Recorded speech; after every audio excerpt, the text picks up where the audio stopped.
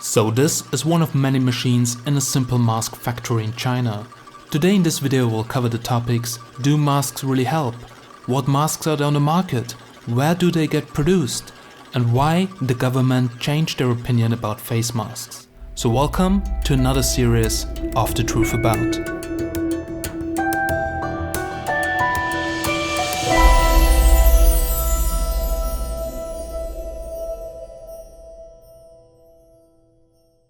So guys, just to clarify this in the beginning of this video, don't run around with a gas mask. There are two simple reasons for that. First of all, it's very scary to other people, like kids, older people. And second of all, if you're not using this correctly, then the chances to infect yourself are actually way higher than the benefits of a gas mask.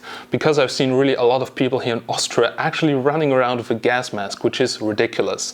But now let's talk about the content of this video. Now, a little background story. Most of you people think that YouTube is actually my main job. Well, I do earn some money with YouTube, but I won't classify it as my job, because my real job is actually importing stuff from China, building up brands, and we work on a few different projects. I've started with Bitcoin miners even back in 2013, then again in 2017 until now, and also we sold television. So I know a little bit on what's going on in China, how the supply chain works, and I'll share my industry knowledge with you guys. Also, there will be an interview with one of my best friends in China who's helping me to source stuff, and he also has a few really good insights on the industry. But before we get to this topic, my friend Chris is going to explain what kind of different masks are there, do they really help, and what different levels of protection do they offer. And after this question is answered, we're going to look in depth into the mask industry. So make sure to stay until the end. This video is a little bit longer. There are timestamps down below in the comments, so make sure you check them out. I won't be mentioning sources in this video, I will just go through the consensus. So let's start with the surgical mask. The pros: it's easy to make, it's cheap, it's widely available. Okay, maybe not right now. It's nice to wear, it's quite nice to wear actually, and it will also prevent the public from your droplets. Surgeons use this to not spit on the patient, to not contaminate their wounds. It seems that the consensus nowadays is that they won't protect you, but they do to a degree. They protect the surgeon, for example, from fluids, because if there is blood splashing in the surgeon's face, they don't want to get infected with hepatitis or something like that. So it will prevent them from things, but it obviously won't protect them from airborne diseases, droplets that are floating in the air, because they don't have a perfect seal, so somewhere particles can get in and they will thus giving you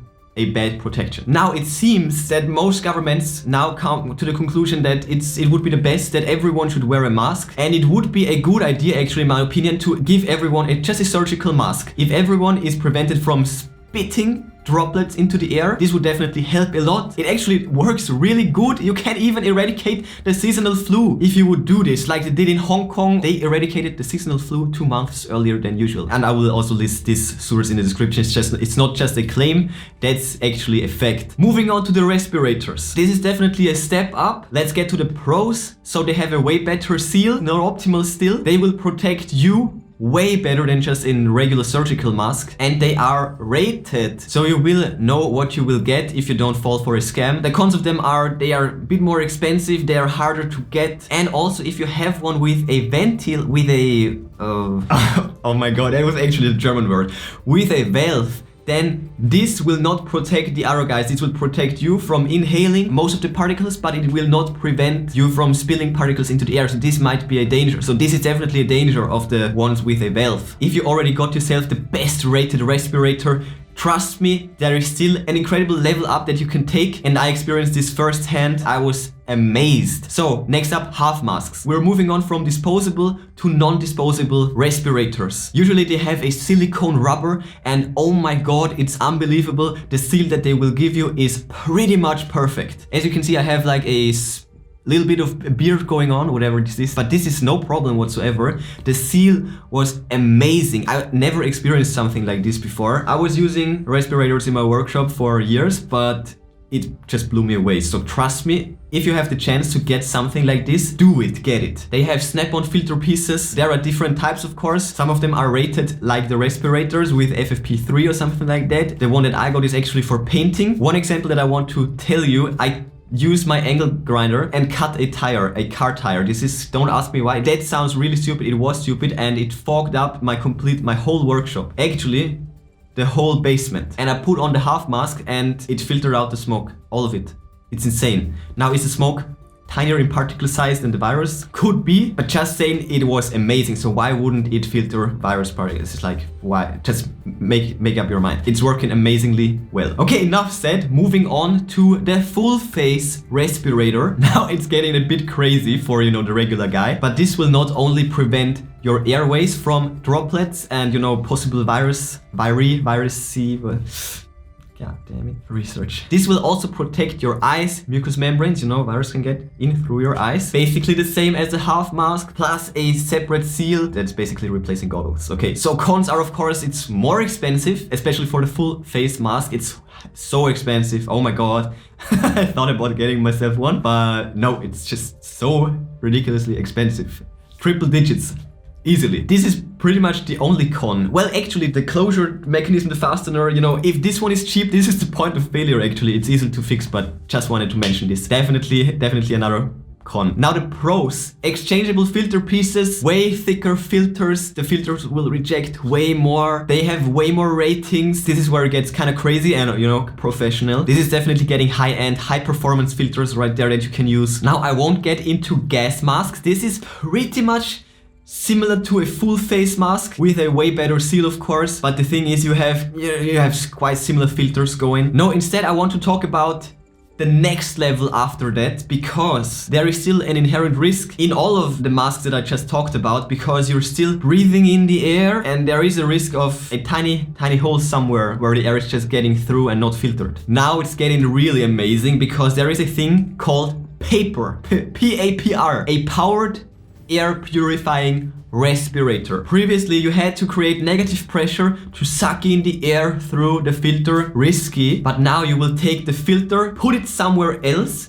attach a motor. This motor will suck through the air 100% through this filter and then pump it through a tube to your face, to a mask or something like that. And this will actually create a positive pressure, forcing everything that's, you know, inside this mask out. So you will have the best protection with this thing. This is what they use in, you know, labs where you just don't want to get infected with whatever it is that you are doing research on. They are using powered respirators. Also, when you're welding, stuff like that, this is the best thing. This is actually my dream. I want to have one of these. I want to get myself one of them. But now we're moving on from triple digits to quadruple digits. Powered air respirator. Oh my god. You have a lightweight mask, have the bulky filter and motor on your waist or something like that. Amazing. So this concludes my video about different masks for protection against particles, droplets, viruses. And let's talk about it. Let's talk about the differences of these respirator ratings. The difference between a surgical mask and an actual respirator should be clear now, so I won't get into this. It is important to mention that respirators are of course better than masks, but they are no absolute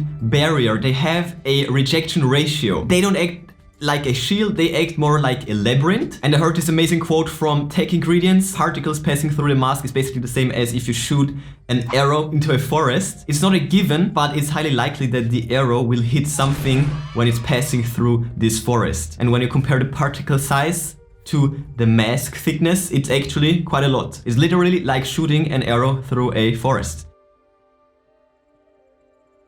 What an amazing analogy. So let's get to the classification. The most used is the N95 thingy. What the hell is that? Also, there are FFP ratings, most commonly used in Europe. And then there is also KN, which is getting more and more popular because this is the Chinese classification. And as you know, Chinese is pumping out masks. So we will also get to this. So the N thing is an American standard. The FFP is a European standard. And the KN is a Chinese standard, as I just said, just to make this clear. Now let's compare. As I said, they have a rejection rating. FFP1, face filtering piece 1, level 1 basically. They remove at least 80% of all particles that are 0.3 microns in diameter or larger. Moving up a level, FFP2, at least 94%. This is also very similar to the N95 and they remove at least 95% So in one of my last vlogs, I reviewed my new half mask, which is amazing, and I got a lot of comments of, oh, this won't protect you from the virus. Only FFP3 will protect you from the virus.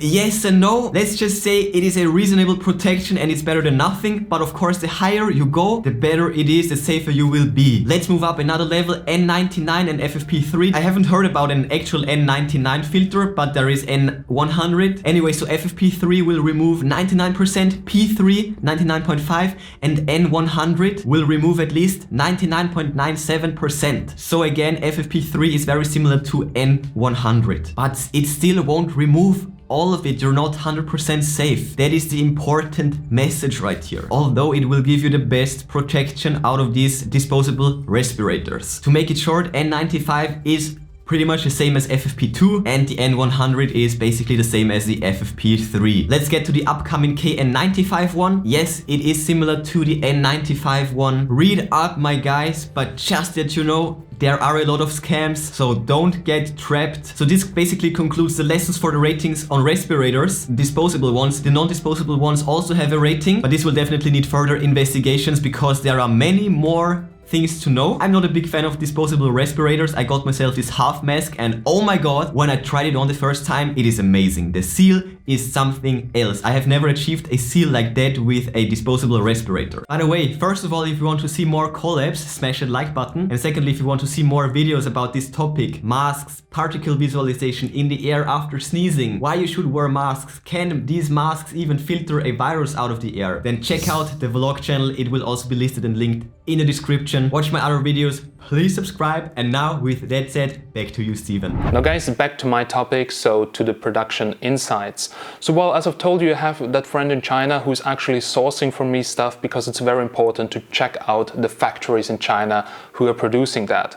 So first of all, it's very comparable to Bitcoin, as I've told you in the beginning. So in 2017, there was really a limited supply and a huge demand. This is basically the same right now for face masks, but well, just way, way bigger.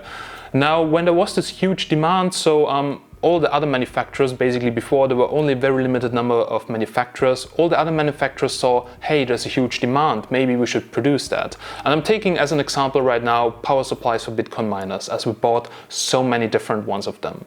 So there were factories who were doing power supplies for Bitcoin miners suddenly, before they did something else, something which was a little bit similar maybe, but suddenly they had in their offer Bitcoin miner power supplies. And the quality was ranging from really the worst piece of crap that was breaking down within one day to some really high-end power supplies that last a year under full load. And it's the same for masks right now. So the demand is very huge. There's only a limited number of manufacturers, but now also a lot of other manufacturers who are doing similar stuff suddenly start to produce masks. For instance, a t-shirt company, a t-shirt manufacturer in China could probably right now make masks. You know, China's industry is very flexible. This can change so damn fast. In the age of Bitcoin, really every single manufacturer suddenly was making Bitcoin stuff. Bitcoin power supplies, Bitcoin miners, cases for that. It's so crazy how fast the Chinese industry can change. And this is also happening right now with the face masks. So there was a very limited supply. They all needed it from China. In the beginning of coronavirus, China was even buying face masks from Europe, as my buddy will tell you in the interview. And right now they're ramping up the production so they can actually export face masks to the other countries to help. And yeah, watch now this quick interview so you can get some more insights on that.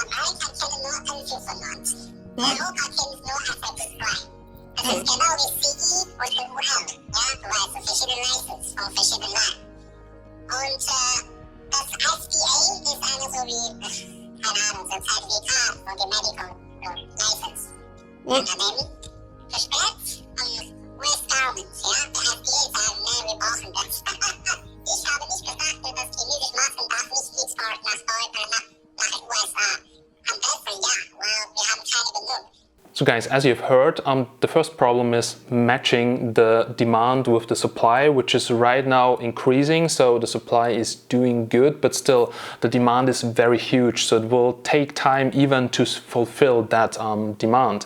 So the other problem is actually getting the right products, because as you've heard, there are many fake products.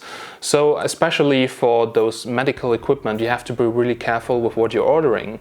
Now, when you find a manufacturer on a website, well, they send you some pictures, they send you maybe a certification document which looks legit. It says KN95 blah blah blah blah blah. So you order that, you wire like $1 million, and what you get is a mask. You open it up, you check out the layers, and it maybe has only 2 layers inside or something, doesn't even have a filter inside, and then you end up with a crap product.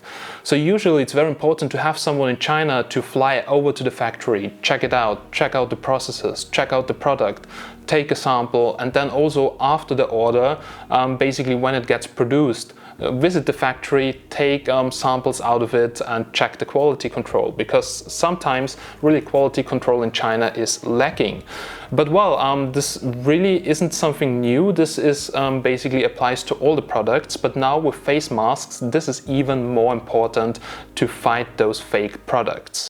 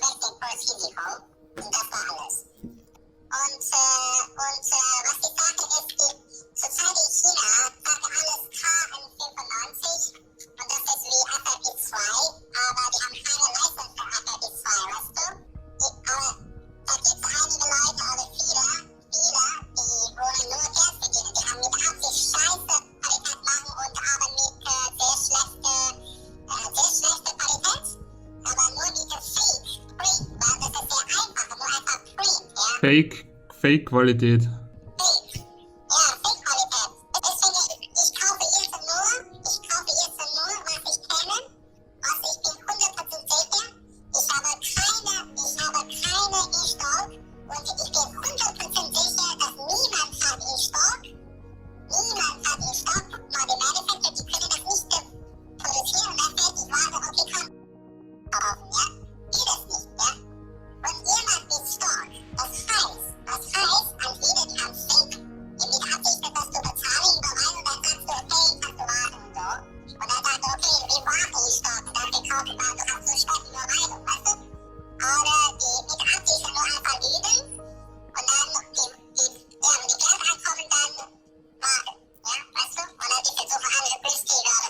So for me it was always very important to have someone in China who's checking out the factories, who speaks Chinese, and I know I can trust this guy with all of my money.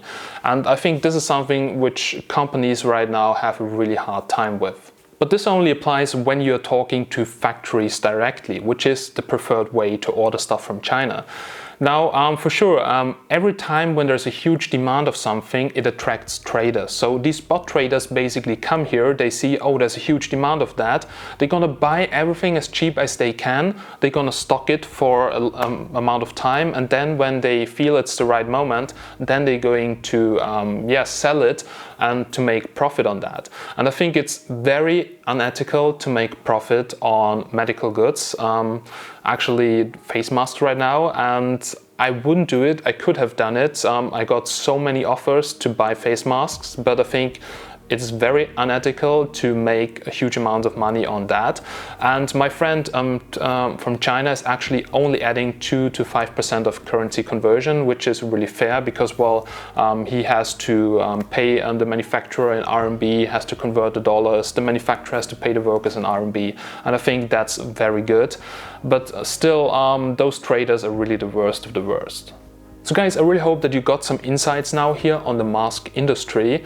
And well, there's just something I want to mention because this really pisses me off. And I've seen this live stream from the US government, and that guy basically took a face mask and he was showing it. Oh, look, that's a KN95 mask. It costs 70 cents usually. It can't be so hard to produce that. Why do we have to pay China money to give us that?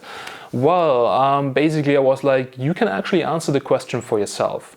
The US, also a lot of other countries in the world, have been exploiting China for cheap labor. Everybody was moving their production to China to save more money in their pockets. If you guys would have invested in your own country and gave some fair conditions to the manufacturers here that they don't go bankrupt if they produce face masks and can compete with China, well, then you would have a mask production. But simply, that wasn't your focus. Your focus was maximizing the profits in your pocket.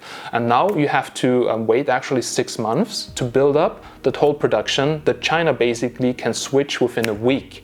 And they're now producing like 120 million masks a day. And you have to think about that number, which is really crazy, incredibly huge. But well, guys, that were just my 2 cents about this whole thing. I don't want to go political in this video, but it's something to think about when you ask yourself the question, why do we depend on China? And I hope after the corona crisis, everybody is going to rethink their whole strategies, because always something big has to happen until we realize, oh, we need to change something. And this is also the case here with the coronavirus.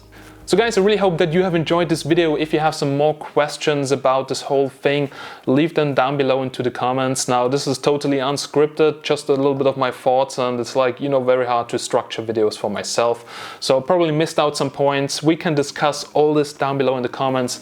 Check out Chris, because Chris has some really nice videos on the whole coronavirus. He's reading a lot of stuff. He's making some really cool videos. So this is why he also was integrated in this video. He's a little weirdo, but I kind of like him, so make sure to check it out. And as always, guys, big thanks for watching. I'm Steven from Tech Magnet. Make sure to like this video if it was helpful and share it around, because I think this information is quite important. And yeah, right now I'm signing out. Bye.